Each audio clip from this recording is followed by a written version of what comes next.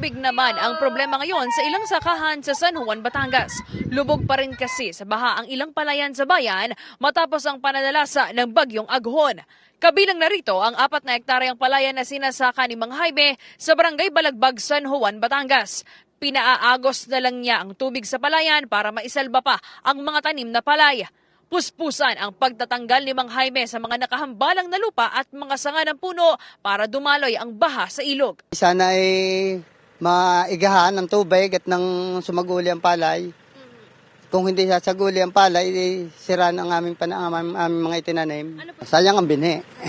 Panibagong binhi, amal pa man din ang binhi. Pinasok din ng baha ang ilang paaralan kahapon na nag-iwan ng makapal na putik. Dahil walang pasok ngayong araw, sinamantala ng mga guro at ilang mag-aaral ang paglilinis sa Don Leon Mercado Senior Memorial National High School. Wala pang inilalabas na datos ang otoridad sa pinsalang iniwan ng bagyong Aghon sa bayan.